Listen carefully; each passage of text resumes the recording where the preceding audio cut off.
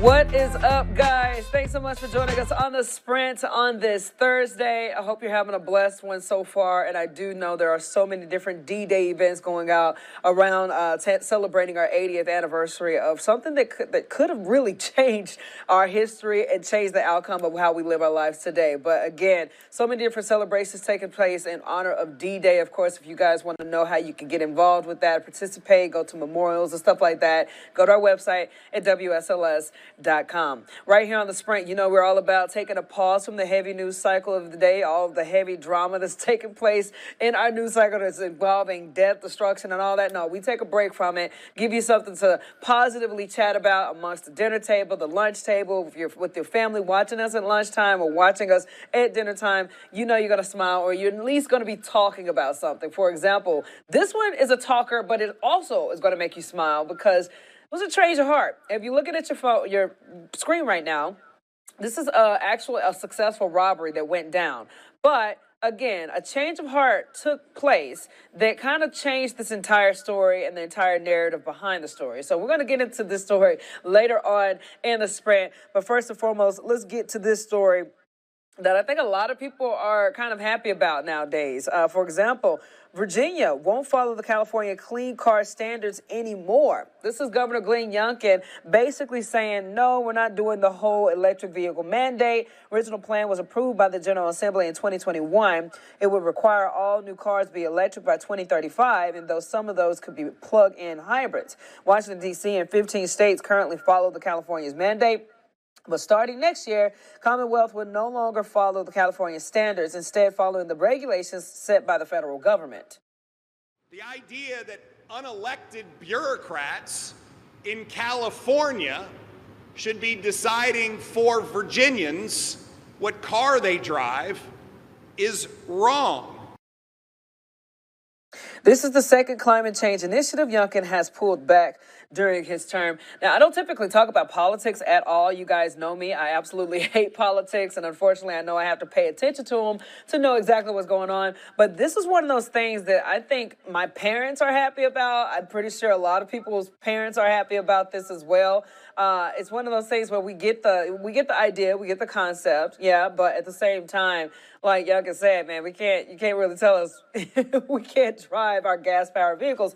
And also, I'm still trying to understand if somebody could really, tell me, put it in the comment section. Again, I'm not trying to come in it from a aggressive political debate. I know people love to fight for no reason at all nowadays, every time you barely disagree with them. But from my standpoint, from the outside looking in, I have friends who have electric vehicles. I see the things that they have to do to keep that thing charged up. I see the issues that they do come in contact with when they're stuck in traffic and the battery is going low. And I see when they have to charge it up, how long that takes. So for me personally speaking, I'm a type of person that, just keep it old school, go to the gas station, gas up, go home. If I'm on a long road trip, I get to the gas station, take maybe 5 minutes, and then I'm back on the road, So anyways, I know there is an argument to be had about all of it. I'm not throwing shade at electric vehicles. If you got one, they look pretty cool. They seem pretty cool. But as far as mandating everybody get one of those, not only that, but of course those bad boys are expensive. Who can afford it? I can't. So again, that's one of those initiatives that was debated highly. But I personally, for the sake of my parents and stuff, I'm kind of happy that that was rejected. But again, what are your thoughts? This was in no way meant to throw shade or fight or anything. I'm just being straight up real. Maybe you can tell me a thing or two, but for right now, I like Charlie being gas powered. It makes my life much easier. Anyways, moving on, man. We got some cool news for you guys right here. This lady that you see right here, 101 years old, and the way she celebrated her birthday was on a bike for the first time. That was her goal that she wanted to do. So what happened? Hold on, just a second. I think I got the side playing real quick. I want you guys to see the video. Let me get that switched. There we go. Boo shakalaka. Okay, yeah. So again, this Nebraskan woman just took her first ever ride on a motorcycle for her 101st birthday. And she was surrounded by her fourth generations of her family. Her name is Clara Maurice, all decked out in biker gear. Got her family, including her great-great niece, along for the ride. Look at Grandma doing her thing, boy. I love it.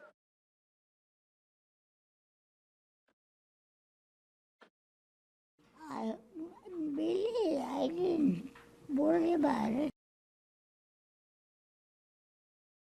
See, that's a daredevil right there. Maurice rode to Homer, Nebraska, where a procession made its way through town, ending in a second birthday celebration. And now she rides to her next birthday, number 102. We were talking about this earlier, about how inspiring it is to see all of these people who are past the age of 100 doing things that they've always wanted to do, and they're making it happen, no matter what age they're at. You know, we were talking about the skydivers, the guy who was setting the record as far as skydiving is the oldest gentleman to do so. And then you got Miss Maurice over here getting on a motorcycle, feeling the ground. Man, I love it because, again, you can just see how happy she was in that moment. All right, guys, let's get to our forecast today. Obviously, you got to be aware because it is some sprinklage happening every once in a while. Let's get to meteorologist Chris Michaels with your Thursday forecast.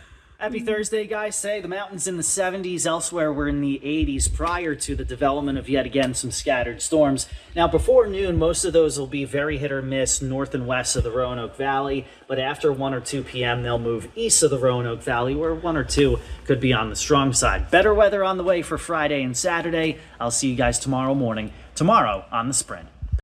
All right, Chris, thank you so much. And again, make sure you have that Weather Authority app handy because especially if you're going out to celebrate D-Day in some form or fashion, doing it in honor of our veterans and those who did sacrifice their lives so that that mission can happen successfully, setting up our life the way it is today. You're doing all those different events that are taking place in honor of those men and women. Man, you need to make sure you get that app handy to figure out if you need to carry a rain jacket or not, you know, wear a jacket or not, whatever you may do. But our Weather Authority is on top of it. Coming up after the break, we're chit-chatting about a guy who turned a log into a boat. And we're also talking about this story right here. I told you guys it was a successful robbery, but these two robbers, apparent or alleged robbers, had a change of heart in the process. What they did, what happened, and again, the whole entire storyline flips to make you actually feel kind of sorry for them.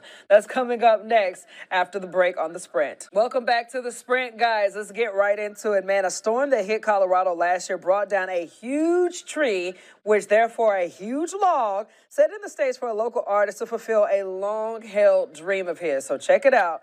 Duncan Foss is right here. He waited decades to find the perfect canvas, and after woodworking for more than 50 years, finally found it. Since then, Duncan has since chipped away, inspired by the royal barges of the King of Thailand, where Duncan lived during the Vietnam War. He almost ready to bring the log to life at the Sloan's Lake Dragon boat race this summer, finally getting to carve his dreams into a reality. So first and foremost, thank you for your service. But secondly, that is so cool to me. I love when I see people and artists carve their art out into wood, period. But the fact that you did it out of a whole log and you made, look at that work. That's a lot of measurements that went into that. There's a lot of sanding that went into that. And it's starting to look really, really nice. So I cannot wait to see exactly how it all looks in the end, and hopefully we'll get to see him race that in that particular race. I think that'll be very exciting to see. Moving on, man, let's get into the story that we've been talking about all day. Again, a change of heart, kind of. Thieves broke into a small restaurant in Hawaii and stole a bunch of food last month. Well, get this, a whole crime caught on camera, but as Dylan reports, thieves later came back with the food and an apology. Immediately my stomach dropped. Like, oh no, I really thought it was going to be completely empty. Thank God they came with their bikes. Because if they came with their car, that whole freezer would have been emptied. Owner Ashley Ulandai immediately checked her surveillance video. In the early morning hours of May 30th, 2 men were caught in the act. They took 2 pork butt packs and they took a whole case of ahi cubes. The items not cheap, especially for a small business. To make matters worse, those items were going to be used for the business's upcoming scholarship dinner. They're in the 3rd year of handing out scholarships to Kauai graduates and are set to honor them on June 23rd. Hours after she posted the video online, the community came together. Waihata graciously replaced the stolen items and word spread about the suspects. That afternoon, they came back to the shop. They had like more of a scared look on their face. I'm not sure, but they apologized. They're like, we're sorry. So even we were in shock. We're like, okay, why did you steal? Why did you break in? They're like, we're hungry. And I said, okay, why don't you just ask? All you're gonna do is just get yourself more into trouble. And they said, oh, we're just hungry. Ulande described the suspects as being in their early 20s and possibly homeless. They tried to return the stolen goods, but for food safety, the restaurant couldn't take it back, so she told them to keep it. But then when I kind of like just really looked at them, I kind of felt sad. Like, you know, I don't know, it's just sad to see people get that far gone, you know, and do this kind of stuff to the community. And, you know, it's just sad. Ulande added this was the first case of crime they've experienced in 9 years at that location, and she thanked the community for their help. So yeah, this story right here, it took a turn because you think to yourself, man, that kind of bums you out that they stole that and that was they were getting ready for a big event that they did for the community, this restaurant. And the fact of the matter that they came back after seeing the uprising that they brought, which lets me know that probably in the process of them doing this, they felt guilty about it the whole time. But the fact of the matter is that even if they were struggling on, can't make ends meet, or whatever the situation may be, fact that they were willing to bring everything back, and come back and apologize, I'll take that any day over, a robber or somebody who are just coming in and just not caring about anything in that business. You have so many people who do that and don't have any type of care in the world for anybody and what they've worked for. And these two guys, again, they just wanted something to eat. So I just pray that, this moment, I hope that changes their lives to where they know that, don't steal food, don't steal, period. Just, try to figure out how to get it the right way. But more than anything, I hope that they find the resources that they need to be able to get that food and get those resources to where they won't have to be tempted to do something like this. And it was also good and big on the restaurant owner's part to recognize that, okay, yeah, they were just two kids trying to get something to eat, and this just happened to be an opportunity for them to do so. So if you guys are watching this story, hopefully it put a smile on your face knowing that these people had a change of heart. They switched their, whole tune, even though they saw everything on the line. I'm pretty sure that motivated them to kind of step forward and admit to the crime that they committed, or allegedly committed. But regardless of the matter, I hope that this actually ends up being a benefit for everybody. One, to have better security measures for the woman's restaurant, not throwing shade on what she did have, but, might make her be a little bit more cautious about how to lock things up a little bit better. And then two, these two gentlemen, hopefully they figure out that, that wasn't the answer. It's never the answer. And let's figure out how to do this the right way, or just simply ask for help. Guys, we always cover different stories. Again, I hope that kind of started a conversation at your table if you're eating alongside with me right now. But hey, either way, I always trying to bring stories that have kind of a twist in the end or something that'll keep you guys talking or just, thinking twice about, not judging a book by its cover. Either way, hope you guys had a blessed day today. You already know right here on The Sprint, we're all about good stories. We're all about good news. We're all about smiles, conversations back and forth. If you guys got anything you want us to talk about, anything you comment on, let me know. Drop it in the comment section and you just may get a shout out. And again, if you're going out to honor those who fought during D-Day, please do so in a most respectful way that you can. And again, share your experiences with us. I know we got on our page a pennant feature there where you can kind of submit different things that shows how you're honoring D-Day in itself. So again, a lot of different events happening today and throughout this weekend. And if you want to know all that stuff, go to our website at WSLS.com. Have a good one, guys. I'll see you guys back here wrapping up our week on our Friday, WSLS.com.